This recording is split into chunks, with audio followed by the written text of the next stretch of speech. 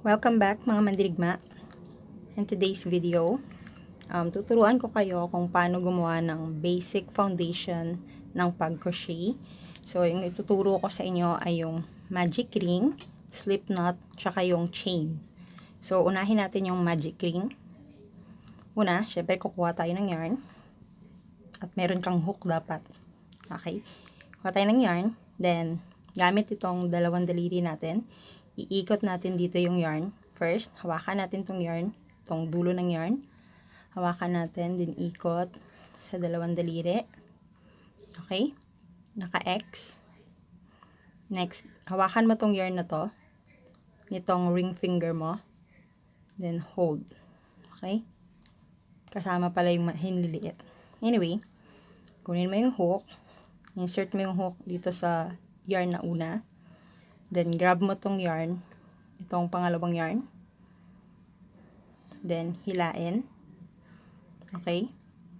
Next, hawakan mo tong, medyo magulo, itong yarn na to, tsaka itong yarn na nasa hook, hawakan mo, para hindi siya matanggal. Ano ba tawag dun?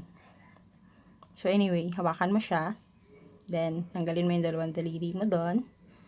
Then, yan na yung ating magic ring. So, para makita nyo siya, bakit siya tinawag na magic ring, gagawin natin, mag-chain tayo dito ng dalawa, or tatlo pala. Kunyari, maglalagay tayo ng double crochet.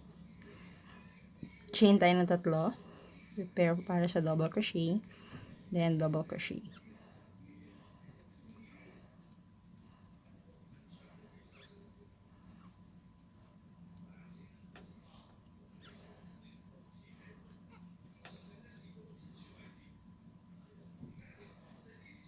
So, ganyan. So, ito yung itsura ng ating magic ring. Kaya siya magic ring. Kasi pag hinila mo tong end ng yarn na to, liliit siya. Diba? Magic. Ganon. Okay? Yan po yung ating magic ring. Next natin gagawin is kung paano yung slip knot tsaka yung chain. Next sa slip knot naman, same pa rin. Hawakan natin tong yarn. Then, ikot. Formang X.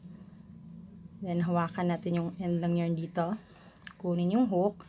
Insert natin yung hook dito sa ilalim na yarn. Then, grab natin tong yarn na to. Okay? Kung sa magic ring, hindi natin siya parang ganyan lang. Then, hawakan natin tong part na to sa slip, sa slip knot naman, tanggalin natin tong dalawang daliri natin dito sa loob ng magic ring. Then, hilain. Okay? Ganyan ang slip knot.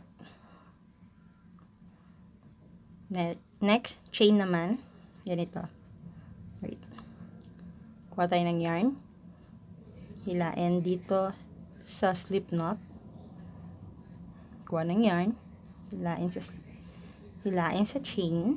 Kuha ng yarn. Hilain sa chain. Kuha ng yarn. Hilain sa chain. So, uulitin mo lang yung gawin hanggang sa meron kang, kunyari gusto mo mas mahaba, kunyari gusto mo mga 20 chain, so gawin mo lang yan 20 times. So, ganun po yung paggawa ng chain. Ito po yung basic foundation ng pag-crochet. So, sana may natutunan kayo, at kung wala naman, okay, dislike nyo na lang, dead mo na lang tong video kung wala kayo natutunan. Anyway, thank you so much for watching, and see you again in my next video. Don't forget to like, comment, and subscribe. Bye-bye!